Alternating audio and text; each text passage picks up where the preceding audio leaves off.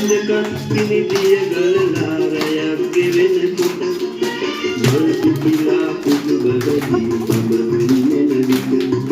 ඉරමලි කපක් වෙනවන්නට